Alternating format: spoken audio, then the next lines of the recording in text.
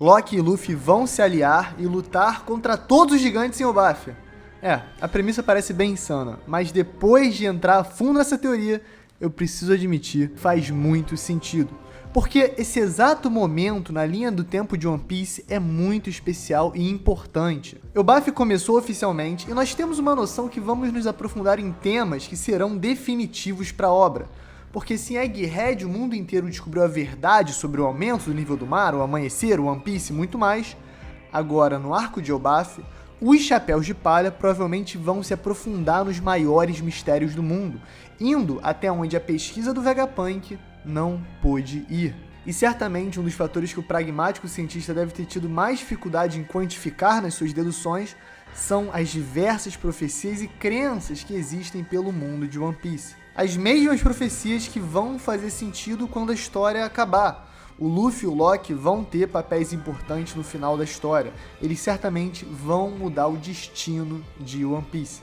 E se o Luffy tem a fruta de Nika, mas Loki continua se auto-intitulando Deus do Sol, certamente a Akuma no Mi lendária que ele roubou do seu pai, provavelmente custando a sua vida, vai revelar um poder digno do fim do mundo. Nessa incrível teoria vindo diretamente do Punk Records, vamos ligar a fruta de Loki com os conceitos de profecia e vontade herdada na obra para entender como o apocalipse pode ser uma coisa boa. Fala galera, espero aqui, eu sou o Derek e quero dizer, teoria do Punk Records, segue o link na descrição, Guilherme é gente fina demais, amigo do canal e dessa vez ele arrebentou a boca do balão. Então galera, dá essa moral pra ele, segue os links nas redes sociais que eu botei aqui na descrição e, Alanzito, pede o like, se humilha. Aliás, eu que tenho que me humilhar. Like, se inscreve e galera, confia. Vai ser braba essa. Chama a vinheta.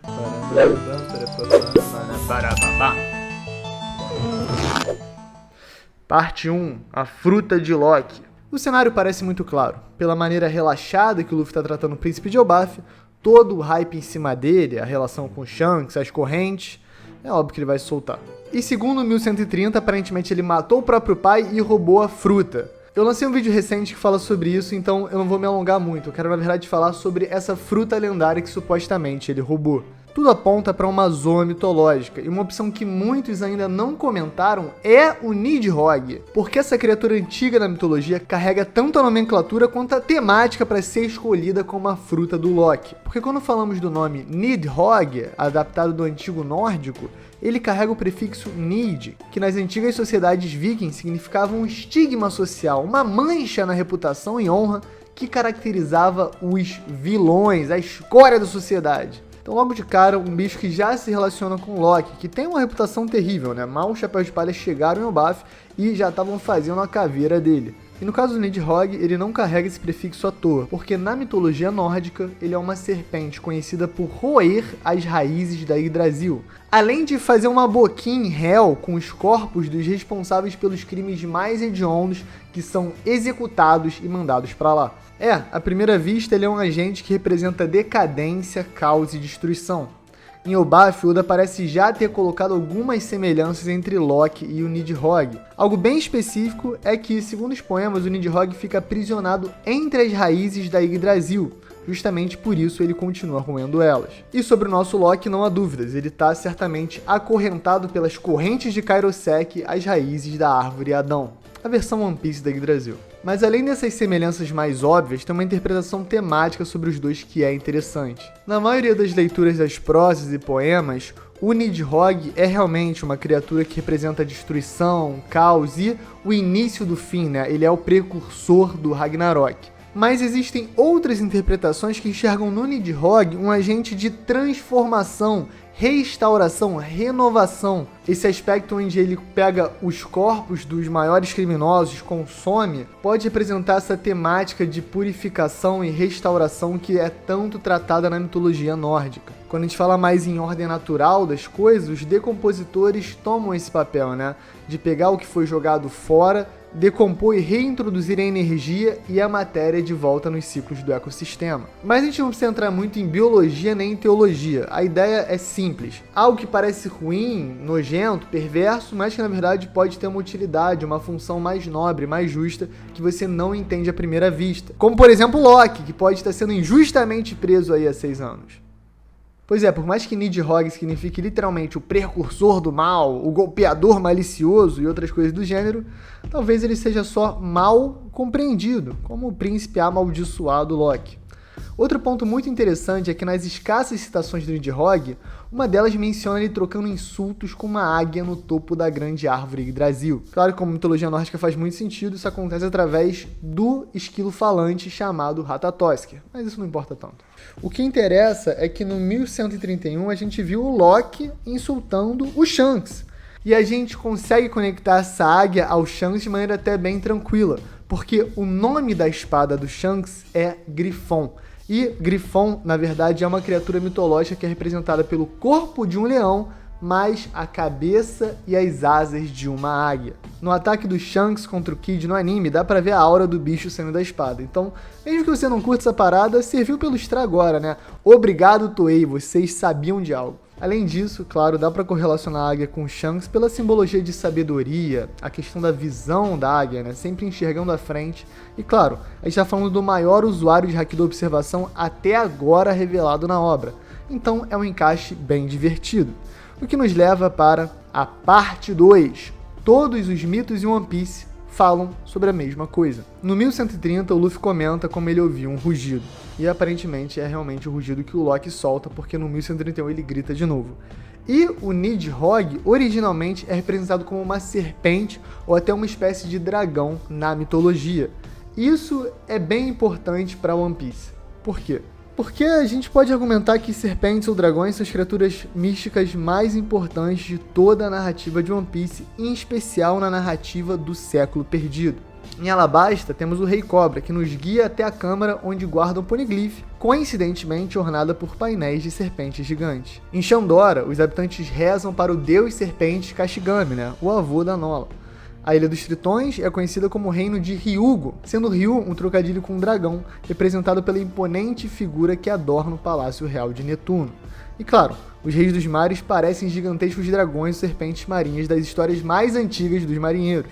Em Little Garden, na primeira aparição dos gigantes, Dory e Brog comentam sobre a serpente vermelha que circula o mundo, uma referência a Red Line, que também remete a Jormungandr da mitologia nórdica. A Ilha das Piratas Cuja talvez tenha algum simbolismo com cobra ou serpente, eu não lembro direito. Mas eu lembro que as irmãs Górgona são certamente uma referência ao mito da Medusa e das suas irmãs, que, pasmem, envolvem várias serpentes. Tô viciado em falar pasmem, é um perigo isso.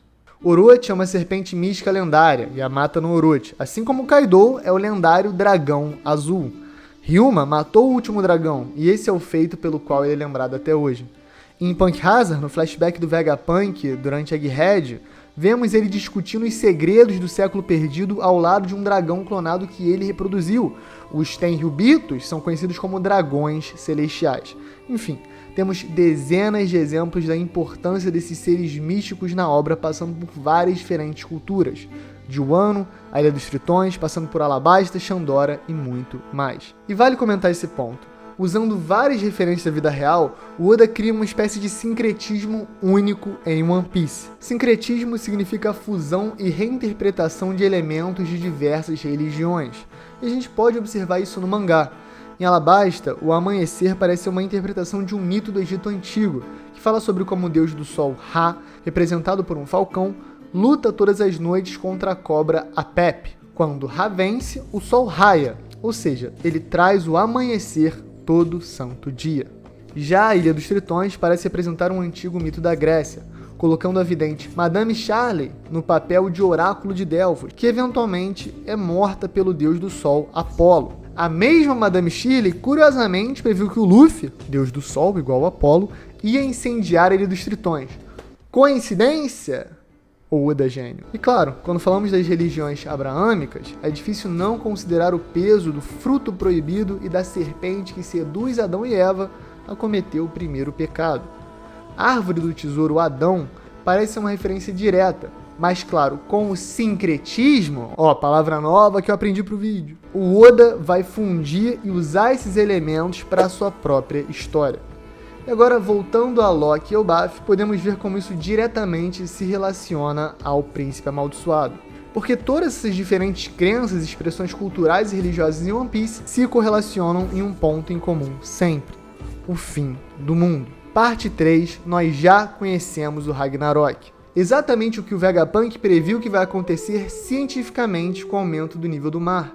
Mas, enquanto Nidhogg na mitologia nórdica marca o início do Ragnarok, em One Piece o seu papel marca simplesmente o único evento global que vem sendo dado foreshadow desde o início do mangá entre tantos e tantos personagens diferentes. O Ragnarok, na verdade, é o amanhecer, é o mesmo evento, é a mesma coisa. E esse é o truque, essa é a trapaça. Mas ela não está vindo do Loki da maneira que imaginávamos. Quando ele fala no fim do mundo, ele está se referindo ao amanhecer. Isso certamente só vai acontecer quando o Luffy encontrar o One Piece. Provavelmente, o Oda vai colocar o Loki na história em uma posição vital, mas já conhecida por outros aliados do Luffy. São personagens que vão desempenhar um papel no amanhecer e já têm algum conhecimento profético anterior do que vai acontecer. Então, para mim, a gente está falando da Shira Rocha, que é conectada pela profecia dos dois soberanos, que a gente acompanhou durante o flashback do Roger lá no capítulo 968, e também o Momonosuke, que tem um caso ainda mais claro, porque Yamato, que lê o Diário de Oden, fala que ele não pode morrer, e ele mesmo, no capítulo 1043, lê o Diário do Pai e comenta com a Shinobu que aparentemente ele, então, não pode morrer. Por que não pode? Porque assim como o Loki, ele também tem um papel vital no amanhecer. Mas tá, podemos cravar que o príncipe amaldiçoado vai fazer alguma coisa para destravar o Ragnarok. Mas exatamente o quê? Bom, seguindo o papel da criatura que traz o Ragnarok, Nidhogg, Loki provavelmente vai destruir as raízes da árvore sagrada Adão, causando o colapso completo de Orland e Elbaf. Agora, é óbvio que os gigantes não vão aguentar isso calados, e é aí que vai começar toda a treta, a guerra entre Luffy, Loki e o resto dos gigantes. Isso pode não fazer sentido agora, mas lembra do Oden?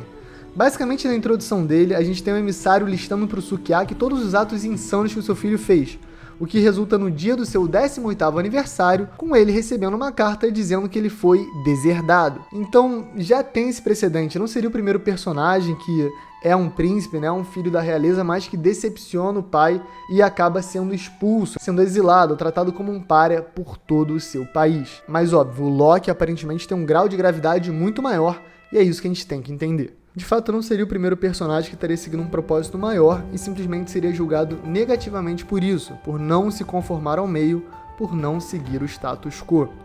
Isso é uma noção muito perigosa. A gente pode acreditar que a Árvore Adão pode ser sim a árvore das Akuma no Mi.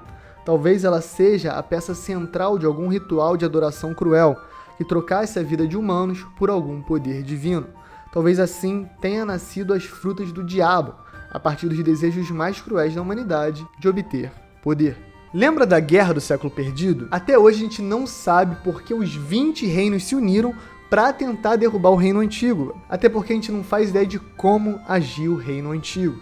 Só que temos fortes indícios de que isso não foi à toa. Talvez no centro da guerra, a justificativa para o Reino Antigo ser tão avançado tecnologicamente seja algum tipo de alquimia proibida ou crença religiosa que usava humanos como recursos naturais. Ah, Derek, mas isso é fic. Quando a teoria vira fic, eu não tanco mais. Cara, calma. Calma, porque eu vou te falar que isso que eu falei agora tem um exemplo palpável em One Piece. Se chama Foreshadow e se chama Oda Gênio. Em Skypiea, o Norland se depara com um ritual antigo de sacrifício humano. A essa altura, ele já tinha sido paparicado como uma figura quase divina pelos nativos. Chegou na Ilha Predestinado, quando só ele ouviu sinos em meio a uma tempestade, o que parece ser uma clara alusão à voz de todas as coisas, uma habilidade que Luffy, Roger, Oden e Momonosuke demonstraram ter na história. Mas o Norland se mostra sempre centrado e corajoso. Ele desafia essas ideias, ele desafia esses dogmas e consegue curar todas as pessoas da vila e ainda salvar elas do sacrifício humano, usando o quê? Ciência, pesquisa e trabalho duro. Ele faz o seu próprio destino. E talvez esse movimento tivesse acontecendo na Guerra do Século Perdido, vindo da Aliança dos 20 Reinos, só que depois ela claramente foi sequestrada pelo Imu, com toda a ideia corrupta dos Tenryubitos, poder eterno e tudo mais.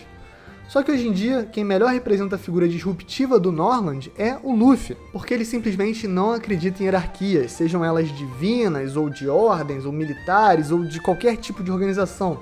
O Luffy faz o que ele quer porque ele quer ser livre, e com essa liberdade ele vai seguindo o seu próprio propósito e trilhando o seu próprio destino. E isso o torna, tanto por um lado, imune a uma profecia, quanto por outro, o alvo perfeito para uma profecia. Eu vou explicar por quê. Como é que é o rolê da profecia, né? Geralmente, algum personagem X sabe que vai acontecer a profecia Y. E é geralmente uma coisa ruim, né? Então, ele vive a vida inteira tentando evitar que isso aconteça. Se for que ele vai cair, ele vive inteiro no subsolo. Se for que ele vai se afogar, ele vive o tempo todo longe da água. E sempre de um jeito trágico, a pessoa que tá longe da água acaba afogada no raso. E a pessoa que não quer cair, tropeça e morre na escada. É sempre um drama desses, é uma tragédia grega. O que nos leva pra parte 4 e final do vídeo. O papel de Loki e Luffy. Tá, mas e o nosso capitão? Bom, ele já foi mencionado em diferentes contextos, seja pela vontade herdada, seja na figura de Nika, de Joy Boy, seja pelo Oden, pelo Rayleigh, pelo Shanks. Enfim, o Luffy claramente é destinado pra grandeza, mas aí é que tá a magia. Não importa a profecia que for, o Luffy não tá nem aí, ele não liga pra profecia, ele não tá nem ciente do que tá rolando, ele nem sabe que ele é Nika Deus do Sol direito. A verdade é que ele saiu do East Blue com a mesma mentalidade que ele tem agora no Novo Mundo. Quero ser dos piratas, quero curtir uma aventura, fazer amigos e eu vou bater em todo mundo que entrar no meu caminho. Então, de maneira genial, o Oda tá preparando todo esse folclore, todo esse mito, as profecias, as histórias, pra quê?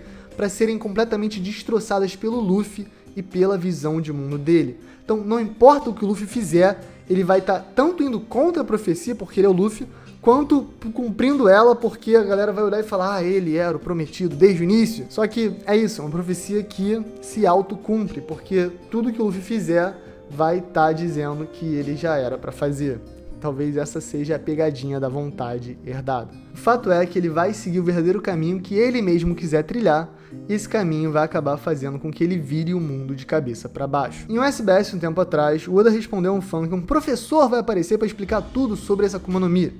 Todo mundo ficou na expectativa que fosse o Vegapunk, mas aparentemente não.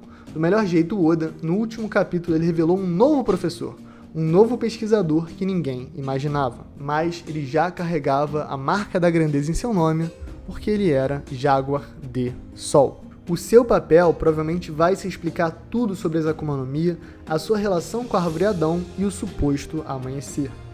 Enquanto isso, a resenha entre Loki e Luffy parece ser bem tranquila.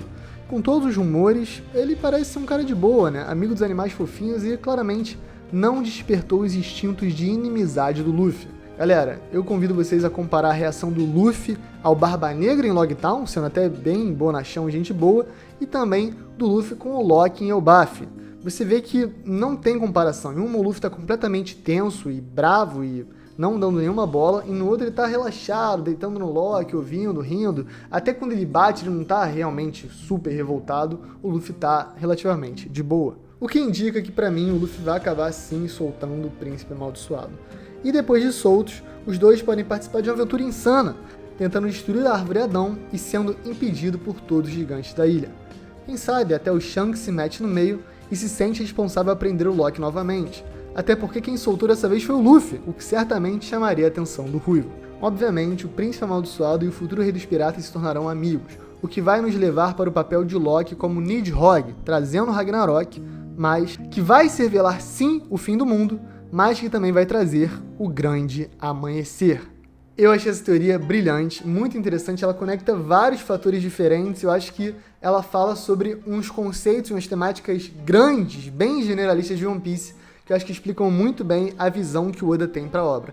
Galera, comenta aí quantos caixões você acha. Quero agradecer de novo ao Guilherme Punk Records, que fez essa teoria incrível. Sigam ele nas redes sociais, que eu tô botando aqui no link na descrição. Parceirão fechado com a gente, então um abraço para ele.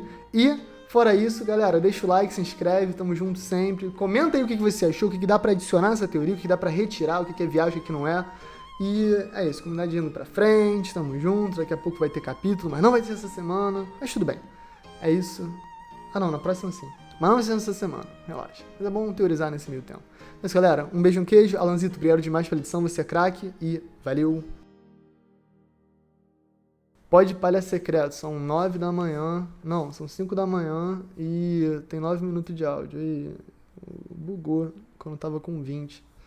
Que depressão. Mas tudo certo, vai dar bom. Vai ter vídeo e é nóis. Caraca, na moral, Dalton Knecht, um rookie do Lakers, galera, meteu 9 bolas de 3. Pra vocês terem noção, é o recorde histórico de bolas de 3 acertadas por um novato na NBA, pô. Ele é do Lakers, pô. Ninguém arremessa bem no Lakers, pô. Ele arremessa pra cacete. Muito bom, tô felizão. É isso, eu tô igual o LeBron, só sorrindo à toa. Beijo no queijo, galera, valeu.